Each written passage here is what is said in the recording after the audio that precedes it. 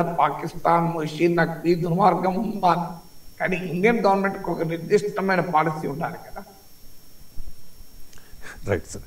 ఇక trophy తీసుకోకపోయినా Asia కప్లో భారత్ గెలవడంపై మన భారతీయులందరూ సంతోషం వ్యక్తం చేస్తూ ఉన్నారు మీరు చెప్తూ ఉన్నట్టుగా.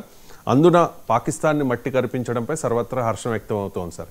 ఇక తెలుగు రాష్ట్రాల ప్రజల విషయానికి వస్తే తిలక్ వర్మ తెలుగువాడు కాబట్టి ఆపరేషన్ తిలక్ వర్మ అంటూ విపరీతంగా సోషల్ మీడియాలో నెటిజన్లు పోస్టులు చేస్తూ ఉన్నారు. తిలక్ వర్మని ప్రశంసిస్తూ ఉన్నాడు, మన తెలుగువాడు, ఇది ఆపరేషన్ తిలక్ వర్మ అని చెప్పేసి. కానీ మోదీ అంటూ ఉన్నారు సార్, దీన్ని ఆపరేషన్ సింధూర్తో పోల్చుతూ ఒక పోస్ట్ కూడా చేశారు సార్ ఎక్స్లో. అది ఒకసారి చదివి వినిపిస్తాను ప్రేక్షకుల కోసం. Operation Sindoor on the games field, outcome is the same, India wins, congrats to our cricketers అని చెప్పేసి. సో ఈ ఆసియా కప్ ఫైనల్ మ్యాచ్ని ఆపరేషన్ సింధూర్తో పోల్చడాన్ని కాంగ్రెస్ కూడా విమర్శిస్తూ ఉన్న పరిస్థితి. సో ఆపరేషన్ సింధూర్తో ఆసియా కప్ ఫైనల్ని మోదీ పోలుస్తూ ఉన్నారు. మీ కామెంట్ సార్. ఇప్పుడు ఆ పోలికలో చాలా ప్రమాదం ఉంది. ఎస్, ఆపరేషన్ సింధూర్ అనేది పాకిస్తాన్ పైన సాధించిన మిలిటరీ విజయం. ఇంతవరకు భారత్ పాక్ మిలిటరీ ఘర్షణలు అన్నీ తీసుకొని భారతదేశమే గెలుస్తూ వచ్చింది. 1948 war, 1960s war, 1971 war, Kargil war, ఇప్పుడు మళ్ళీ ఆపరేషన్ సింధూర్. ఇంతవరకు మనం ఓడిపోలేదు, ఓడిపోం కూడా. అది జస్ట్ నాట్ పాసిబుల్. ఇప్పుడు కాదు, ఇంకా 100 ఏళ్లకు పాకిస్తాన్తో యుద్ధాలు జరిగినా భారతే గెలుస్తుంది. అది మన మిలిటరీ పాఠం. కన్వెన్షనల్ వార్ఫేర్లో అసలు పోలికే లేదు మనకు పాకిస్తాన్కు. Pakistan is a very small military power compare to Indian power. అందుకే చైనాతో కలిసింది, ట్రంప్తో మాట్లాడుకుంటోంది. బట్ ఎన్ని చేసినా కూడా పాకిస్తాన్ భారత్కు అసలు మాత్రము పోలిక. అందుకే కదా ప్రాక్సీ వార్ మొదలుపెట్టింది. ఈ తీవ్రవాదులను ఎగుమతి చేయడం, ఎప్పుడు కూడా దొంగతనంగా ఎప్పుడు దాడి చేస్తాడు, ఎదురుండి పోరాడే తమ్ముళ్ళు లేనప్పుడే చేస్తాడు కదా. సో ఎదురుండి అభిమన్యుని మహాభారతంలో ఎట్లా చెప్పారు, ధైర్యంగా డైరెక్ట్గా ఎదుర్కొని చంపే ధైర్యం ఉంటే చంపేవారే కదా. ఆ ధైర్యం లేకనే కదా కురు యోధులందరూ కలిసి చాలా అన్యాయంగా అక్రమంగా వెన్నుపోటు పడిచింది. సో అందువల్ల ఎప్పుడు కూడా ముందు నిలబడి పోరాడ చాతకానుడే ప్రాక్సీ వార్ అంటారు. సో ఈవెన్ ఇప్పుడు న్యూక్లియర్ వెపన్స్ కూడా ఇతర దేశాల సాయంతో అరువు తెచ్చుకున్న టెక్నాలజీ. ఆ మిసైల్స్ అనేది న్యూక్లియర్ వెపన్స్ మా దగ్గర ఉన్నాయి కనుక మమ్మల్ని ఇండియా ముట్టుకోదు, మేము ఏం దుర్మార్గాలు చేసినా అని ఇప్పటిదాకా పాకిస్తాన్ అన్నారు. మీకు ఆ నమ్మకం కూడా ఆపరేషన్ సింధూర్ వమ్ము చేసింది.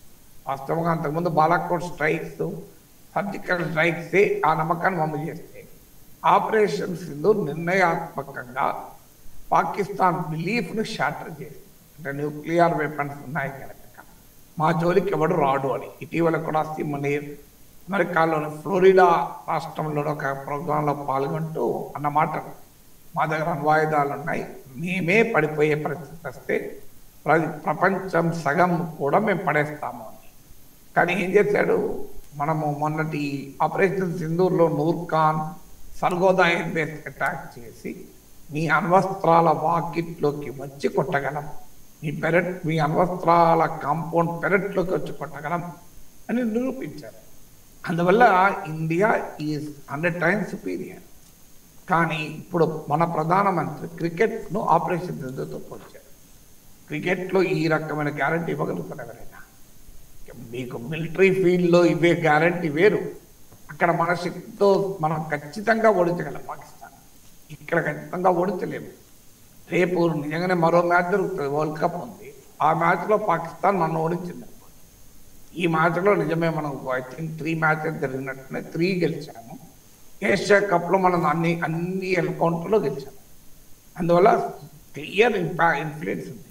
రేపు వరల్డ్ కప్ ఉంది, మనం ఓడిపోతే రేపు పరిస్థితి ఏంటి? ఈ దేశ ప్రధాని ఆపరేషన్ సింధూర్తో పోల్చాడు కదా. ఇప్పటికే పాకిస్తాన్ ఆపరేషన్ సింధూర్లో గెలిచినట్టుగా కలబులి కబుర్లు చెప్తున్నది, కహానీలు చెప్తున్నారు. మీరు యునైటెడ్ నేషన్ మీటింగ్లో చూడండి, షబాజ్ షరీఫ్ పాకిస్తాన్ ప్రైమ్ మినిస్టర్ మాట్లాడారు, మేము గెలిచాము ఆపరేషన్ సింధూర్లో అన్నట్టు కలరించుకున్నారు ప్రపంచం ముందు. సో ప్రపంచం ముందు ఆపరేషన్ సింధూర్లో మేమే గెలిచాము అనే నెరేటివ్ పాకిస్తాన్ బిల్డ్ చేస్తుంది. ఇప్పుడు ప్రధానమంత్రి మోడీ తన కామెంట్స్ ద్వారా పాకిస్తాన్కి అవకాశం ఇచ్చాడు. రేపు వరల్డ్ కప్లో మళ్ళీ తలపడితే మనం ఓడించారు మీ దేశ ప్రధాని చెప్పాడు కదా, ఆపరేషన్ సింధూర్లో మీరు ఓడిపోయారు కదా అని చెప్పడానికి ఉపయోగపడుతుంది కదా. అందువల్ల పోలికకి ఏమైనా సంబంధం ఉందా? Cricket is an entertainment. ఒక లార్జ్లీ ఆడేవారికి కాస్త వ్యాయామమైన చూసేవారికి వ్యాయామం కాదు కదండి, కేవలం వినోదమే. ఈ మేరకైతే వ్యాపారం అయిపోయింది. ఎవడు బీసీదే వాడు ఎందుకు ఆడతాడు పాకిస్తాన్తో? సో మా దేశం ఒకవైపు ఏమో పాకిస్తాన్తో ట్రేడ్ ఉండదు, పాకిస్తాన్కి నీళ్ళు ఇయ్యము, water and blood cannot flow together, terror and blood cannot water cannot flow together, terror and talks cannot go together, ఇన్ని రకాలు చెప్పి మళ్ళీ ఆ పనిమాల దేశంలో ఎందుకు క్రికెట్ ఆడారు? కేవలం డబ్బుల కొరకే. ఇండియా పాక్ మ్యాచ్ అంటే భయంకరంగా మనీ ఇన్వాల్వ్ అవుతుంది, బ్రాడ్కాస్ట్ రైట్స్ నుంచి మొదలుకొని అన్నింటిలో. So it was the financial interest, అందులో ఒక వేరేదేమీ లేదు. అలాంటి క్రికెట్ అంటే వ్యాపారము వ్యాపారంగా మారిన వినోదంగా ఉండే ఒక క్రికెట్తో ఒక సీరియస్ సబ్జెక్ట్ ఆపరేషన్ ముందు పోల్చడం ఏంటి? ఇది భారతదేశ వ్యూహాత్మక నీతి. విదేశాంగ నీతి ఇంత లైటర్ వెనుక ప్రైమ్ మినిస్టర్ స్పందిస్తే ఎట్లా? ఒక క్రికెట్ మ్యాచ్ ఆపరేషన్ సింధూర్తో పోలిస్తే ఆపరేషన్ సింధూర్ ఔన్నత్యాన్ని తగ్గించిన వాళ్ళు అవుతారు కదా. దాని కొరకు పోరాడిన మన సైనిక బలగాల వీర శౌర్యాలను ప్రశ్నించిన వాళ్ళు అవుతారు కదా. అండ్ ఆఖరికి మన క్రికెట్ ప్లేయర్లు బంతులాట ఆడడాన్ని మీరు మిలిటరీ అటాక్స్తో ఈక్వల్ చేసి పోలిస్తే ఎట్లా? సో ఐఎమ్ నాట్ అంటే క్రికెట్ క్రీడాకారుల విలువను తగ్గించడం లేదు. డెఫినెట్గా మనం గర్వపడుతున్నాం మన క్రికెట్ టీం సాధించిన విజయం. నేను కూడా చెప్పాను విజయ తిలకం దిద్దామని. కానీ కంపారిజన్కు ఆర్మీ ఈజ్ ఆర్మీ కదా. మీకు అందుకే చూడండి క్రికెట్ ప్లేయర్స్ కూడా ఆర్మీలో ఉంటారు. సచిన్ టెండూల్కర్ కూడా లెఫ్టినెంట్ కలర్ ఏదో ఉండదు, మహేందర్ సింగ్ ధోని ఉన్నాడు నాకు ఖచ్చితంగా గుర్తు. అలాంటిది అంటే ఆర్మీలో ఒక రకంగా ఆనరీ పొజిషన్ కూడా గౌరవంగా భావిస్తారు. కానీ అలాగే ఆర్మీ జనరల్స్ ఎవరైనా క్రికెట్లో ఆనరీ క్యాప్టెన్గా ఆనరీ ప్లేయర్గా భావించారా? సైన్యం అనేది చాలా సీరియస్ సబ్జెక్ట్ మిలిటరీ అనేది. దాని ఔన్నత్యాన్ని తగ్గించే విధంగా ఒక వినోదంతో పోల్చి వ్యాపారంతో పోల్చి ఆపరేషన్ సింధూర్ ప్రాశస్త్యాన్ని దేశ ప్రధాని తగ్గిస్తే ఎట్లా?